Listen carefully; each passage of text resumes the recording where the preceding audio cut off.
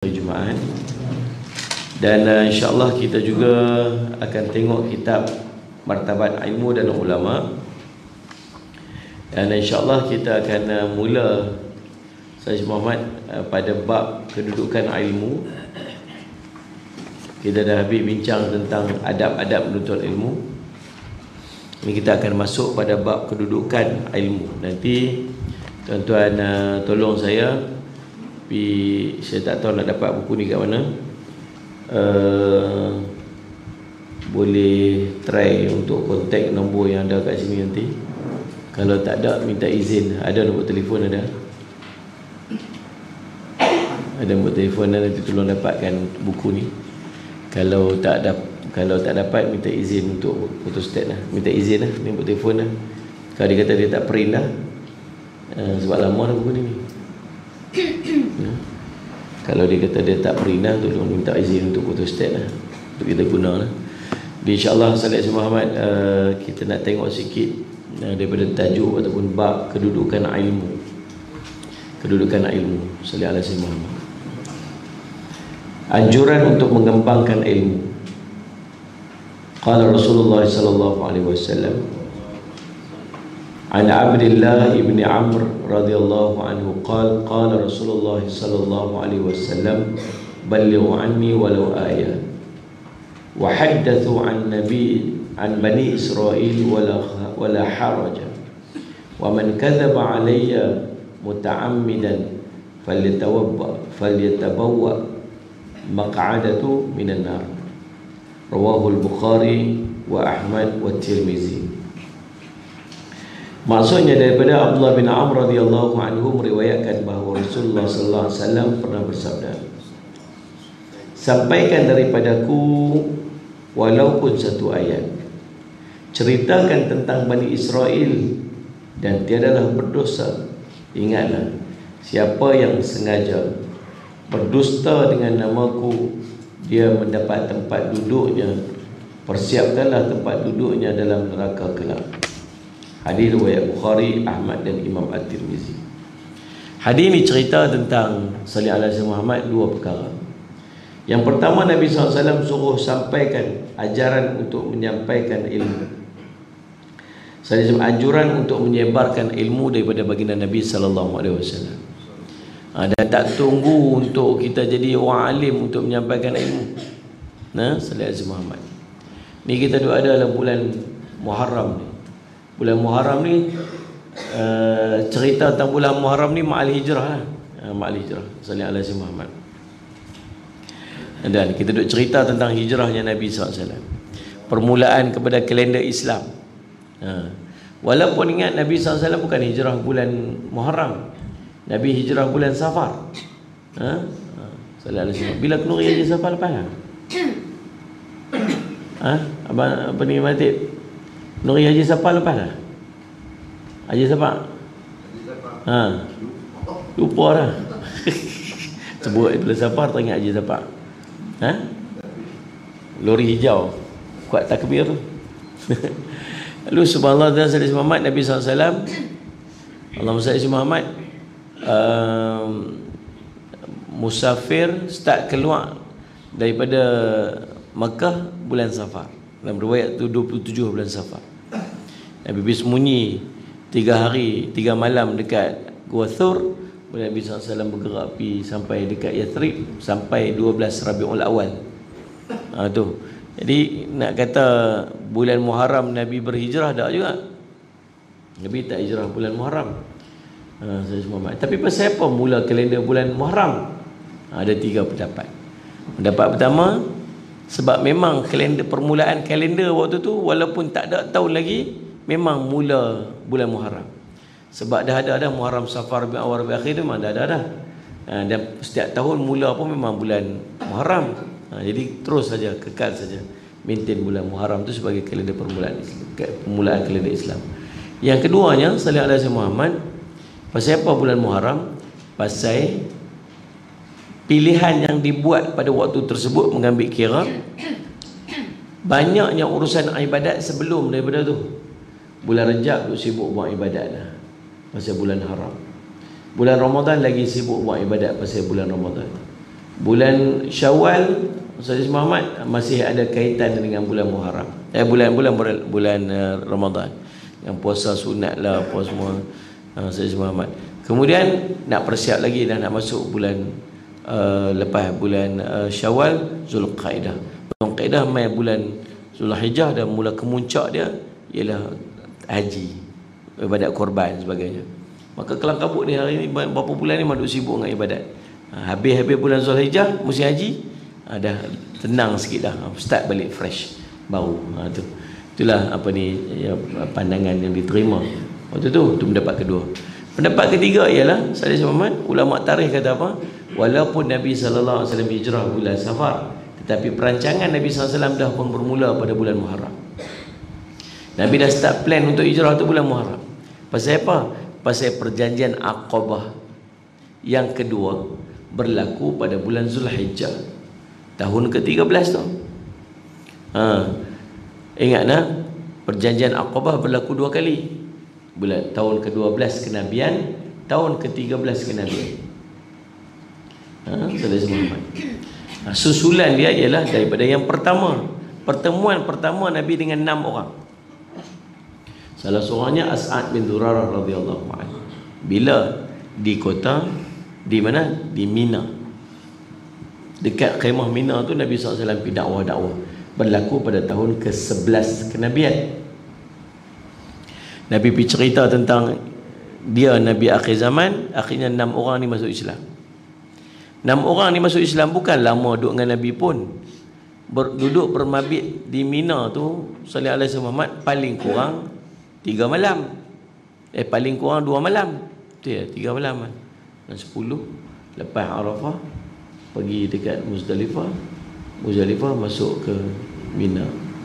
Malam 10 biasa dah duduk kat Mina kan. 10 melontak Aqabah dah. Tidak. 11 melontak 3 jamrah. 12 melontak 3 jamrah. Paling tidak 2 malam ataupun 3 malam duduk kan. Buat apa ni, buat nafar thani, tambah 1 malam lagi. Berapa malam aja duduk tu. Jumpa Nabi SAW dalam waktu duduk dekat Mina tu. Tapi subhanallah, tuan-tuan tengok apa yang berlaku. Depa 6 orang yang jumpa dengan Nabi SAW daripada Yathrib ni, daripada suku Khadraj ni, 6 orang ni balik pi dekat Madinah, pi cerita dah dakwah dah, bukan tunggu mengaji dulu. Kalaulah caranya yang 6 orang ni kalau kita lah yang 6 orang tu, pakai tak pi mana lah. Dia tak dapat ilmu simpan kat kita, Koklah seorang nak dengar ilmu yang kita dengar. Tak ada lah. Faham maksud saya? Kita jenis simpan kat kita. Dapat ilmu apa pun simpan kat kita je. Ada dulu cerita kat orang. Semalam mengaji, ustaz tu cerita sekian-sekian. Hadis dia macam ni yang dia baca. Pengajaran daripada hadis tu apa-apa sekian. Tak berhenti tangan kita. Tak berkembang dah. Kan? 6 orang ni bukan mengaji duduk majlis macam kita ni. Jumpa Nabi je. Balik tuan-tuan sekalian ke Madinah, ke Yathrib. Dah start cerita dah. Kami jumpa Nabi akhir zaman. Kami apa sekian. Dah tersebar dah. Dah cerita tu maklum dah. Kata Nabi akhir zaman ni dah ada dah. Kemudian tahun depan berlaku bai'ah Aqabah yang pertama. Ada 6 orang yang, ada 12 orang yang pergi. Hari tu dah 6 orang kan. Tahun ke-11 kenabian. Tahun ke-12 dah 12 orang. Dah 12 orang. Daripada 12 orang ni, 5 orang yang mai tahun lepas, 7 orang yang baru. Dan yang bestnya, 7 orang ni dah ada suku Aus dekat dalam dia. Padahal beratus tahun duk berkelahi, berperang. Tapi bila mai je Islam, jumpa je Islam, tuan-tuan sekalian, dah mula berkasih sayang. Dah ada 2 orang Aus dalam kelompok Khazraj tu yang pi bertemu dengan Nabi, berlaku bai'ah Aqabah pertama. Di mana? Di Aqabah. Aqabah tu mana? Tu tempat melontak. Melontak Aqabah tu dia panggil Jamrah Kubra. Betul tak? Yang dia ada 2, ada 3 jamrah. Jamrah pertama Jamrah Sughra.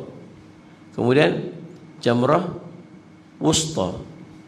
Kemudian Jamrah Kubra. Jamrah Kubra tu tempat melontak yang ketiga tu bukan sebab dia besar. Sama aja seh tiga-tiga tu. Kan? Salih Somad. Nama dia Jamrah Aqabah juga nama dia. Situlah tempat perjanjian berlakunya Salih Muhammad perjanjian Aqabah yang pertama. 6 orang. Balik pula 6 orang ni.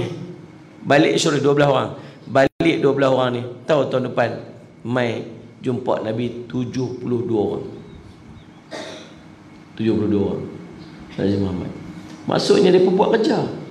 Mai jumpa Nabi ni bukan duduk mai kursus 3 hari. Tu 3 hari. Dia mai kursus 3 hari daripada pagi pukul 9 pagi. Bahkan mai tu menyelinap. Tak menyelinap. Depa mai dalam jemaah haji yang ramai.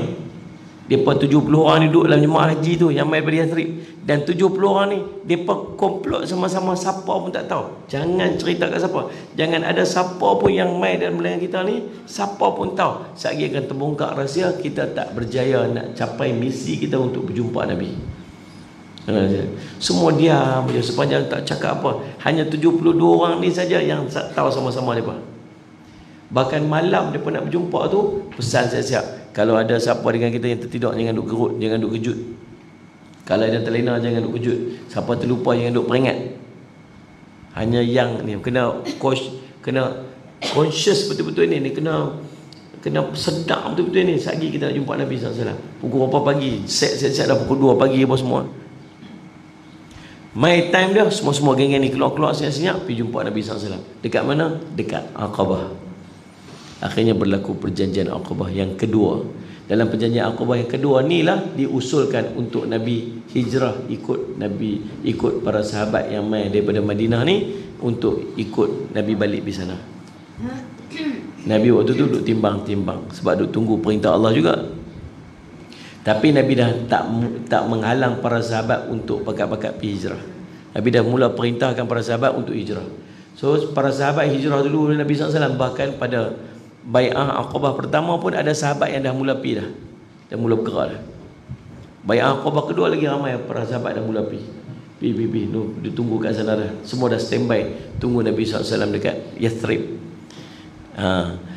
Jadi berlaku Bai'ah Aqabah yang kedua pada bulan Zulhijjah, musim haji. Nabi hijrah bila? Bulan Safar. Maksudnya bulan selepas bila tu. Bulan depan. Musim haji ni bila? Salih Muhammad. Waktu mabit di Mina, Salih Muhammad 10, 11, 12. Maksudnya awal bulan Zulhijjah. Tahu tak Salih Muhammad? Nabi keluar hijrah bila? Ujung bulan Safar. Maksudnya dalam tempoh 2 bulan ni Nabi duk start buat perancangan, buat planning para sahabat. Masuk saja bulan Muharram, Nabi dah mula ada tekad iltizam Nabi untuk start hijrah. Sebab tu permulaan kali Islam bermula pada bulan Muharram. Ini ulama tarikh sebut.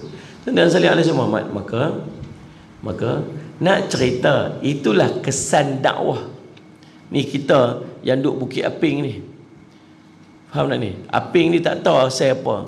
Nama orang ke, pokok ke, apa kata tak, Aping ke. Subhanallah. Kita ni duduk corok alam ni kalau nak kira ni. Corok alam ni. Duduk mana-mana tu. Saya pun tak tahu kata ada nama ada Bukit Aping ni. Dekat Johor ada Bukit Aping satu lagi. Lalu tengok ada signboard Bukit Aping. Oh ada juga kat sini rupanya. Dalam Nabi Muhammad. Jadi subhanallah. Tapi Islam sampai ke mana? Islam sampai ke Corok Antau, Islam sampai ke Bukit Bukau, Islam sampai ke puncak gunung. Saya pergi dekat Utopia tu. Naik bukit-bukit ni tinggi, puncak bukit tu tinggi, bukit. Bukan dia bukan jenis pokok besar-besar, dia jenis pokok sekali-sekala ada pokok. Sekali-sekala ada pokok besar-besar tu. Pokok dia panggil pokok Afrika tu kan. Yang lain-lain tu bukan ada pokok sangat. Tapi hijau, dia rumput-rumput hijau tu. Naik sampai puncak bukit, naik bukit. Hari Jumaat lagi saya ingat. Sampai tu tengah hari. Tengok, ada kampung kecil. Ini orang apa ni? Tengok ada satu macam bangunan dibuat pada tanah dengan apa ni, daun-daun dengan apa tu. Tengok ada kat atas ada bulan bintang untuk orang Islam. Bibi tengok sembahyang Jumaat. Sampai tu sembahyang Jumaat. Kita pun masuk kan, lantai tanah hampak dengan tikar. tikar macam tikar Thailand tu yang lipat 3 tu kan. Yang bila orang put sujud lekat merah tu kat kepala. Itu. Dan mayang tu. Dia baca khutbah apa pun tak faham sebentar. Tak faham kata. Yang best tu makan lepas tu kan. Satu kampung turun tu, satu kampung berimpun ramai. Seronok. Hari Jumaat. Yang lelaki perempuan, yang lelaki pergi mayang dalam masjid, yang perempuan duduk di luar masak untuk sehari orang kampung nak makan. Lepas mayang kita pun lapar tengah hari. Dia pasal tak faham pasal ni, cakap memang tak faham langsung. Tak faham langsung bahasa apa, bahasa Utopia lah. Dia pun panggil kita masuk. Dia faham lah dia pun itu buat itu. Makan lah tu maksud dia. Yang ni bahasa international. Dia panggil. Kita pun kira lapar, duduk sekali yang depan, buat bulat elok, bulan talam tu. Dia punya makanan dia pun macam roti, macam saya cuma macam tosai tu. Tapi dia lembik tosai tu, dia tebal. Tak. Macam tu je, gulung tu. Tapi tebal macam kita ayak macam roti kita itulah, tapi besar kan. Warna dia kelabu tianjin. Ingat kelabu tu. Lepas tu tak gulung-gulung tu. Tawak kan sedap kan? Dia tawak kan. Dia sedap, dia rasa dia dengan kuah dia lah. Dia pun tuang kuah tu. Dah tuang kuah tu okey lagi.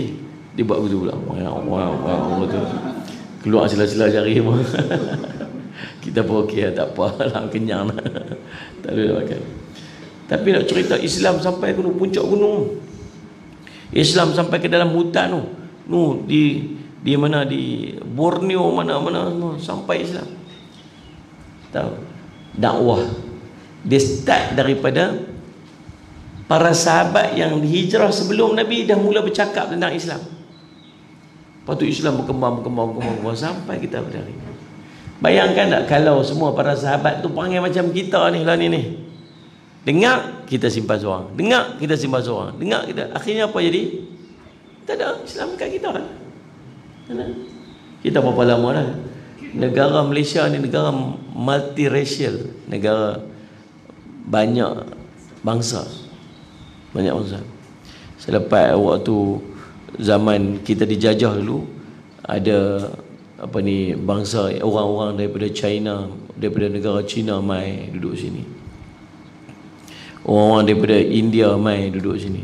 India duduk kerja kat estate, China duduk kerja dekat lombong-lombong biji kan. Orang Sing jadi apa? Di polis. Dia di polis. Jadi askar. Nak semua. Jadi semua ada mai duduk sini.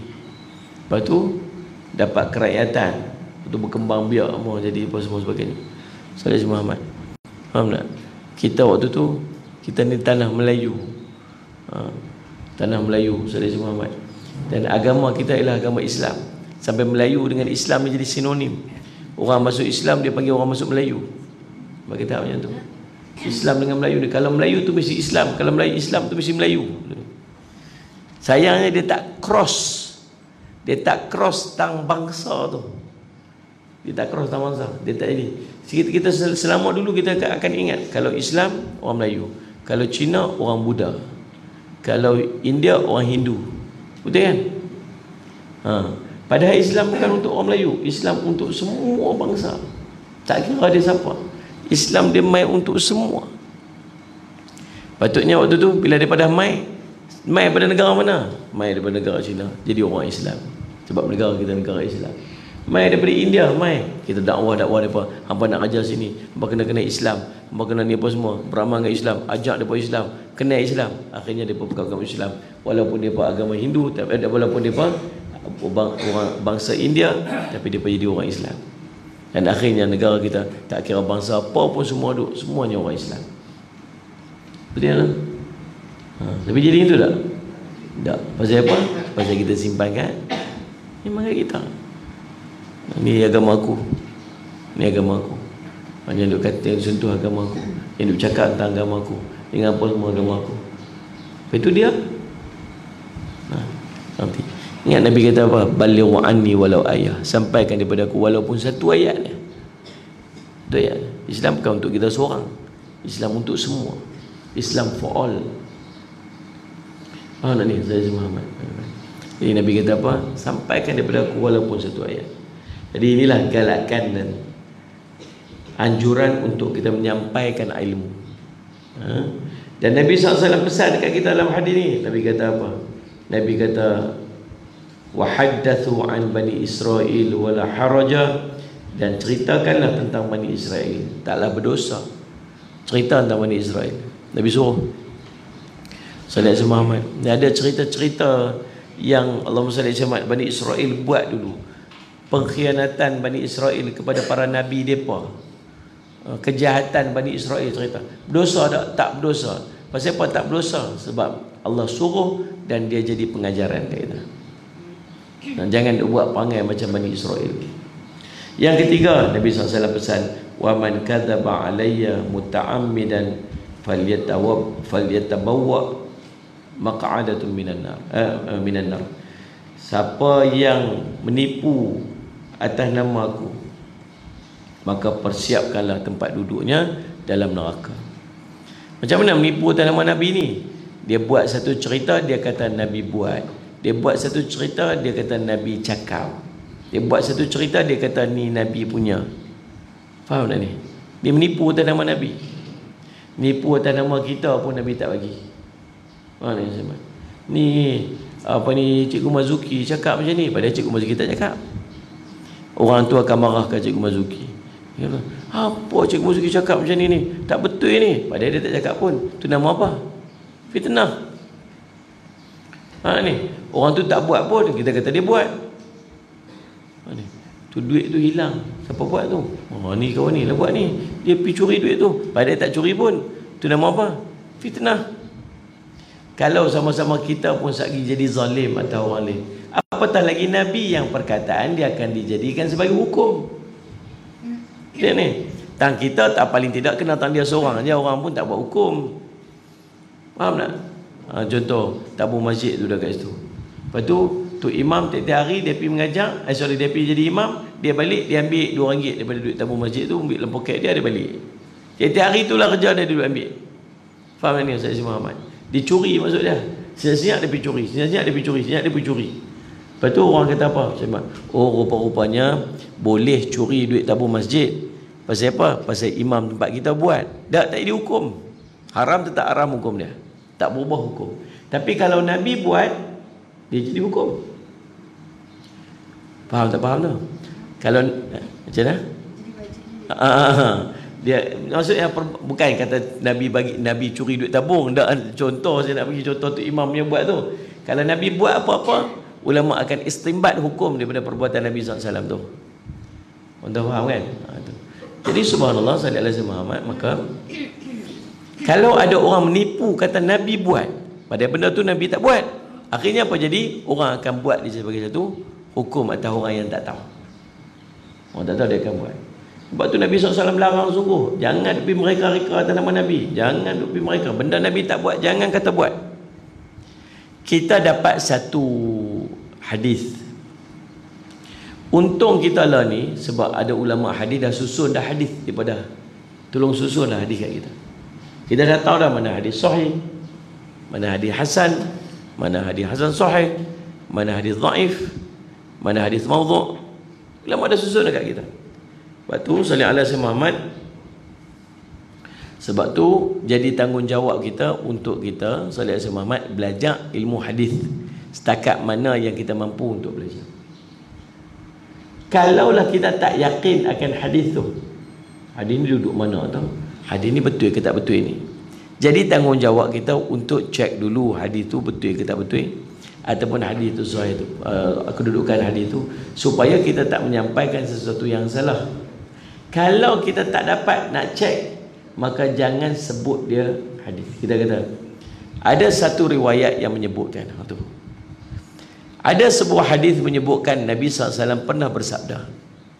Kalau dia bukan hadis, maka sallallahu alaihi Muhammad kita dikira sebagai menyampaikan sesuatu yang bukan daripada Nabi SAW. Kemudian kita claim dia daripada Nabi SAW. Dah faham tak? Habis kita tak tahu, kita kata mana? Kita kata ada riwayat menyebutkan. Riwayat menyebutkan, kita tak kait dengan Nabi SAW. Demikian. Contoh macam apa? Al-khilafur rahmah. Khilaf ini rahmah. Khilaf ini rahmah, kata ulama itu bukan hadis Nabi. Itu adalah perkataan ulama. Kan? Ada banyak lagi lah macam dulu ada orang jual temikai, dia mereka kata hadis berkaitan dengan kelebihan temikai. Pada dia nak jual temikai tu. Faham ni? Tu dia panggil, dia wujudnya hadis di maudhu' tu sebab ada kepentingan orang yang tertentu. Maka dia mereka dia kata hadis Nabi SAW sebut demikian untuk dia. Jadi itu tuan-tuan, hadis kita bincang pada hari ini anjuran untuk mengembangkan ilmu. InsyaAllah minggu depan kita akan sambung lagi keuntungan orang yang memahami agama dia. Baik, kita tengok kitab Bahrul Mazi Salih Hasan Muhammad. Kita masih berada pada bab taharah jilid yang pertama, dan kita masih berada pada bab jilatan anjing. Babu maja'a fi su'ril kalbi, bab pada menyatakan jilatan, hukum baki air yang dijilat oleh anjing. Kita berada pada masalah yang ke 342. Masalah jilat anjing wajibkah dibasuh 7 kali? Jilat anjing wajibkah dibasuh 7 kali? Salih Muhammad. Kata An-Nawawi rahimahullahu ta'ala, berkata Imam Nawawi, dan pada hadis masalah 335 itulah dalil atas wajib basuh najis jilat anjing 7 kali.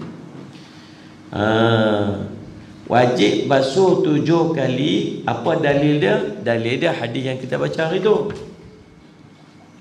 An Abi Hurairah radhiyallahu anhu an Nabi sallallahu alaihi wasallam annahu qala yughsalul ina'u idza walagha fihi al-kalbu 7 marratin ulahunna aw qala awwalahunna bit-turab. Riwayatkan daripada Abi Hurairah daripada Nabi SAW bahwasanya dia bersabda, dibasuh bejana bekas apabila menjilat minum di dalamnya oleh anjing 7 kali. Yang pertama daripada sekaliannya dengan tanah, atau sabdanya yang mula-mula daripada sekaliannya dengan tanah. Sallallahu alaihi Muhammad. Itu dalil wajib basuh bekas yang dijilat oleh anjing akan air dia sebanyak 7 kali. Faham tak ni? So kalau tiba-tiba ada bekas duduk kat jalan tu, kita nampak tiba-tiba anjing mai jilat, minum ayak dah. Faham ni? Kemudian Salih Muhammad, anak kita pergi ambil, pegang. Dia kata, mak ni bekas mak yang duduk kat dapur ni dah tadi anjing jilat. Kita nak buat mana? Basuh 7 kali. Basuh 7 kali tu dia panggil apa? Dia panggil apa? Perbuatan basuh 7 kali tu dia panggil apa? Sertu. Samak tu cuci kulit, lapah lembu, kemudian guna chemical, guna asid ke, guna apa-apa untuk buang daging-daging tu. Dulu orang tua guna kapok, guna apa ni, limau, apa semua tu. Perbuatan itu dia panggil samak, menyamak kulit.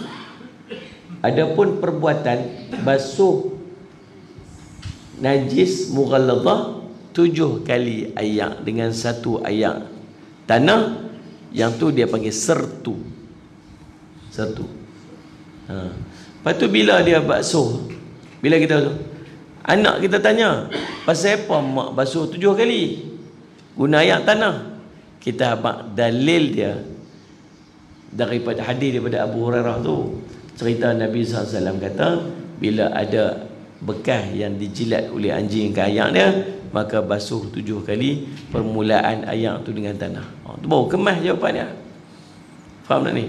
Baru kemas jawapan dia tu. Maka itulah dalil dia. Dan inilah mazhab kita. Ini mazhab Syafi'i 7 kali. Dan mazhab Maliki, Imam Ahmad dan jumhur ulama. Di 3 mazhab, mazhab Syafi'i, mazhab Maliki, mazhab Ahmad bin Hanbal, mazhab Hanbali, 3 Salih alaihi Muhammad. Mazhab ni wajib basuh 7 kali. Faham tak?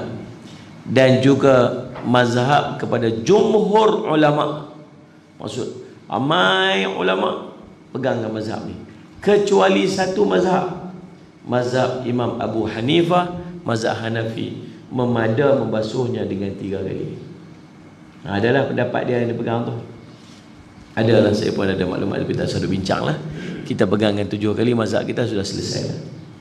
343 masalah basuh dengan air tanah ke dulu. Ni pun bincang juga. Ada orang tanya, nak basuh awal ke, basuh hujung ke, basuh tengah-tengah ke? Boleh tak basuh 7 kali ayak biasa dulu, ayak ujung sekali, baru basuh dengan tanah? Ataupun basuh tengah-tengah, basuh ayak biasa dulu 3 kali, lepas tu basuh dengan ayak tanah sekali, lepas tu basuh pula dengan ayak biasa tu 3 kali pula. Boleh ke buat lagu tu? Kah lagu manakah? Tu soalan dia. Kata An-Nawawi, tiadalah basuh dengan ayak tanah itu disyaratkan dahulu atau kemudian. Dia kata, tak syarat dulu kah kemudian kah? Tak syarat awal kah kemudian kah? Kata Imam Nawawi demikian. Bahkan kehendak syarak dengan salah satu daripada 7 basuh itu, satunya dengan ayak tanah, dia kata. Dia kata tak syarat pun awal kah kemudian, syarat dia ialah salah satu daripada 7 tu mesti ayak tanah. Dia faham tak? Dengan dalil daripada beberapa riwayat yang bersalah-salahan. Dia kata ada dalil, maksudnya masih ada salih ala Sayyidina Muhammad, ada perbezaan pendapat ulama tentang basuh awal kemudian ni. Sesetengahnya menyuruh basuh 7 kali sahaja tanpa sebut ayak tanah. Ada setengah pendapat kata apa? Basuh 7 kali je, tak ada ayak tanah pun tak apa. Dan setengah riwayat 7 kali yang mula-mula sekaliannya daripada tanah. Yang ni pendapat mazhab kita Syafi'i. Basuh 7 kali, mula-mula sekali basuh tanah. Salih ala Sayyidina Muhammad. Yalah, kalau kita basuh tanah hujung, jadi keladak lah benda tu. Kotok lah, kotok ngayak tanah lah. Betul lah. Kena baju kita, kena yang tu. Basuh ngayak bersih dulu. Lah kali dia perbuah ayak tanah, tu nak cuci ayak tanah tu dengan apa? Jadi basuh dengan ayak tanah dulu, lepas tu dia basuh, kemudian yang mai kemudian tu dia menyucikan, membersihkan kotoran. Bukan kotor pun tanah tu. Kalau dia kotor, Nabi tak suruh lah basuh dengan ayak tanah. Ya, tanah tu sendiri pun suci.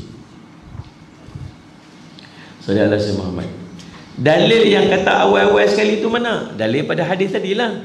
Hadis tu sendiri sebut sallallahu alaihi wasallam, taharu inau ahadikum idza walagha fil kalbi ay yaghsilahu sab'a maratin awwalahunna biturab. Sucinya bekas salah seorang daripada kamu apabila bekas itu dijilat oleh anjing ialah dengan cara membasuhnya sebanyak 7 kali, dan yang pertama basuhannya dengan tanah. Hadis ini riwayat Imam Muslim. Sallallahu alaihi wasallam. Faham tak? Tu. Allahumma salli ala sayyidina Muhammad. Tu basuhan yang pertama dia panggil basuhan dengan tanah.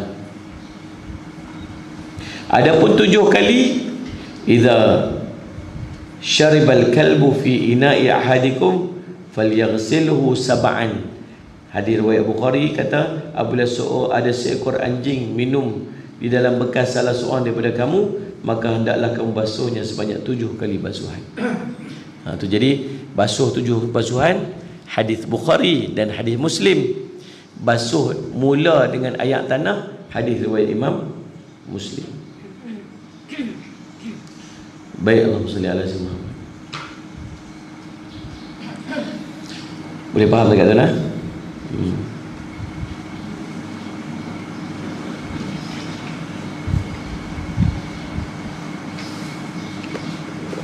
Baik. Dan setengah daripada riwayat akhir atau mula-mula daripada sekalian dengan tanah. Sebahagian daripada pendapat lain kata apa? Sayyidina Muhammad, mula-mula pun tak apa, yang tengah-tengah pun tak apa. Dan satu riwayat 7 kali basuh, yang ketujuhnya dengan tanah. Ini pun ada juga pendapat 7 kali basuh, yang ujung sekali dengan tanah pun ada juga. Dan yang berikutnya, yang ke-8-nya dengan tanah. 7 kali basuh dengan ayak, yang ke-8-nya dengan tanah. Bahkan digulingkan dia pada tanah untuk yang ke-8-nya. Pergi gosok dengan tanah, bukan guna ayak, bukan pergi bancuh tanah tu dengan ayak, tapi pergi gulingkan dia pada tanah tu. Tu ada juga pendapat yang macam tu. Maka dengan bersalah-salah riwayat ini menunjukkan atas bahawasanya qaid pada mula akhir itu bukannya syarat. Hanya riwayat guling yang ke-8 itu dengan tanah itu pada mazhab kita mazhab jumhur bahawasanya kehendaknya ialah basuh 7 kali. Satu daripada 7 itu dengan air, satu daripada 7 itu dengan tanah dan air serta air, maka seolah-olahnya tanah itu menempati salah tempat sekali basuh, maka dinamakan dia yang ke-8 kerana ini wallahu a'lam. Jadi kita faham daripada perbincangan kita ni ada banyak pendapat tentang awal, basuhan awal ke, basuhan ujung ke, tengah ke, banyak pendapat tentang dia. Cuma pada pendapat kita ni, pada mazhab kita ni, basuh 7 kali yang awal dia dengan tanah. Tapi kalau dia ambil yang kedua, yang ketiga dengan tanah, sah tak? Sah, sebab ada juga pendapat yang menyebutkan demikian. Faham tak ni? Tapi yang paling aula dia mulakan dengan tanah, kemudian disusuli dengan 6 ayat mutlak yang lain. 1 ayat tanah, 6 lagi ayat mutlak yang lain disusulkan. Faham tak? Itu pendapat mazhab kita. Selesai bab tu. Baik, masalah tubuh anjing tu najiskah? Masalah 344. Masalah tubuh anjing tu najiskah? Kata An-Nawawi, dan ketahui olehmu bahwasanya tiada beza di sisi mazhab, tiada farq, beza. Faruq itu pembeza. Jadi Umar Al-Faruq, Umar yang menjadi pembeza di antara hak dan batil. Farq masuk beza. Tiada farq. Al-Quran nama Furqan yang menjadi pembeza. Pembeza apa? Pembeza di antara hak dan batil. Itu Quran nama Furqan. Farq, beza. Dan ketahui olehmu bahwasanya tiada beza di sisi mazhab antara jilat anjing dan antara juzuk-juzuk anggotanya. Anjing jilat najis, anggota dia tak najis kot, pasal Nabi sebut tentang jilat anjing saja. Yang dia pegang lagu tu, Nabi sebut tentang jilatnya. Nabi tak sebut pun anjing pegang. Nabi tak sebut pun anjing gesel, anjing senerih. Tak ada beza. Jilat pun najis, anggota-anggota dia pun najis juga. Maka apabila mengenai akan air kencingnya, atau tahinya, atau darahnya, atau peluhnya, atau bulunya, atau air liurnya, atau salah satu daripada beberapa anggotanya akan sesuatu yang suci, pada waktu basah salah satunya, wajiblah basuhnya 7 kali, satu dengannya ayak tanah. Saya semat. Bila bertembung saja, kena saja, ada salah satunya basah, maka dia jadi najis. Keringnya Ustaz, kita tengok dia sendiri, dia main duk gosok-gosok, gosok-gosok dia. Keringnya Ustaz, dia gosok kepala anjing tu. Tak? Saya sepahamat. Tubuh kita sendiri pun lembab. Betul tak ni? Tubuh kita lembab tak? Lembab. Tapak tangan ada moisture, ada kelembapan. Kita ada peluh. Anjing ada peluh tak? Cuba rasa tengok. Ada peluh dia. Dia ada liang-liang peluh dia. Dia pun lembab kulit dia. Faham tak ni? Maka sama lah. Sertu. Itu Ustaz, saya sidai baju depan rumah saya. Lepas tu tengok-tengok anjing masuk, baju tu pula duk meleret-leret, duk sangkut-sangkut kat menyedai tu semua apa-apa. Tengok-tengok pintu pagar tak lupa tutup, anjing masuk pula. Ustaz Muhammad. Kemudian tak tahu lah Ustaz, baju saya tu kena ke tak kena, saya pun tak tahu lah Ustaz. Lepas tu nak buat macam mana? Ambil semua baju tu, rendam layak tanah, lepas tu basuh 7 kali. Tengok-tengok Ustaz, dia masuk pula dalam rumah Ustaz. Habis buat macam mana? Ya Allah, tak tahu lah Ustaz. Tak tahu. Saya ambil panggil indun 4-5 orang. Right? Sembah semua ayat tanah kat dalam rumah tu, basuh rumah satu rumah. Kena tak buat aku tu? Dan Salih Aziz Muhammad, kalau Salih Aziz Muhammad, kalau tak nampak kata kena, dia tak jadi hukum kena. Sebab Islam, sebab agama hukum dia tak tertegak dengan dhan, dia tak tegak dengan sangka.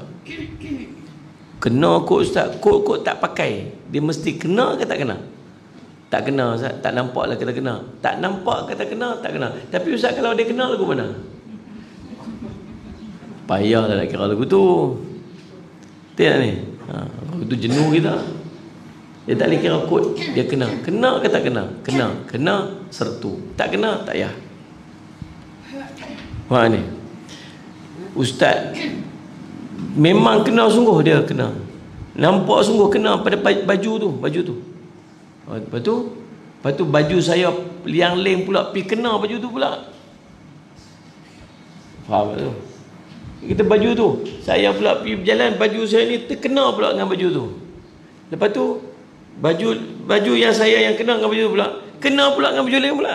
Masalah tengok ni banyak sangat dia punya sanad dia. Sambung sanad dia. Lagu mana ustaz? Semua nak kena sertu ke? Tak payah. Yang kena sertu kawan yang kena dengan anjing tu saja. Yang lain dia tak berjangkit. Maksudnya. Faham tak ni?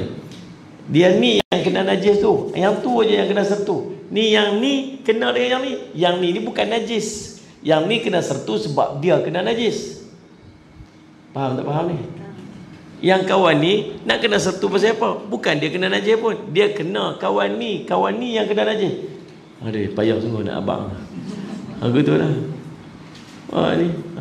Anjing tu masuk rumah dia tu. Sertu yang tu sudah. Yang tu yang kena najis. Kita tak kena najis tu. Kita kena kawan yang kena najis. Lagu tu lah. Faham lah maksud dia. Jadi insyaAllah. Yang diyakini dia tu belah anjing. Kita tak pernah nampak anjing tu, tapi kita yakin dia memang belah anjing. So kita kena sertu lah sebuah rumah tu. Tak payah. Walaupun kita tahu dia memang belah. Tak payah. Tak payah. Kita kena faham yang kena sertu ialah yang kena direct contact dengan anjing tu. Yang direct contact dengan anjing tu. Jadi tak payah sampai tak payah sampai tahap yang macam tu. Tak tahu ustaz tahu mana tu ustaz. Dekat madrasah kami ni, hari tu anjing masuk kok sana kok sini ustaz, kita sertu satu madrasah lah ustaz Kita ambil tanah, kita sembah semua muka. Tak payah buat teruk ambil gitu lah. Baik insya-Allah. Jadi insya-Allah masalah 345 jilat anjing berapa kali dan bagaimana basuhnya, insya-Allah kita akan sambung pada pertemuan kita yang akan datang insya-Allah. Mudah-mudahan jadi manfaat. Saya Salih Muhammad.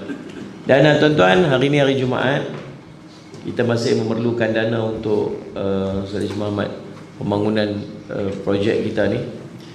Dan mudah-mudahan insya-Allah Salih Muhammad, tuan-tuan yang ingin untuk berwakaf, bolehlah transferkan wakaf tuan-tuan melalui nombor yang kita pinkan di ruangan komen. Untuk TikTok ada kita pastekan dekat ruangan komen tu, tuan-tuan boleh tengok kat situ. Ada nombor akaun, ada Toyib Pay. Tuan-tuan boleh bagi sumbangan di situ insya-Allah. Dan saya doakan supaya semua yang menyumbang pada hari Jumaat, hari ini bertembung banyak ni. Pertama hari Jumaat, yang kedua waktu pagi yang Nabi SAW doakan keberkatan, yang ketiga kita berada dalam bulan Muharram. Jadi tuan-tuan kena azam sepanjang Muharram ni kena ada sedekah setiap hari. Setiap hari kita nak sedekah. Pasal apa? Pasal kita nak merebut kelebihan bulan haram. Sebab lepas bulan Muharram ni, bulan depan bukan bulan haram lagi dah. Ni ada 3 bulan berturut ni, Zulqa'dah, Zulhijjah, Muharram. Ni 3 bulan ni bulan haram yang Allah pandang besar kebaikan-kebaikan kita buat kat dalam dia. Masuk bulan depan, lepas Muharram, Safar. Bulan Safar bukan bulan haram dah. Inilah waktu. Jadi saya cadangkan tiap-tiap hari tuan-tuan tolong lock satu sedekah yang kita buat sepanjang Muharram, sebab kita nak merebut kelebihan beramal dalam bulan Muharram insya-Allah. Bismillahirrahmanirrahim. Alhamdulillahirabbil alamin wassalatu wassalamu ala rasulil amin sayyidina Muhammadin wa ala alihi washabihi ajma'in.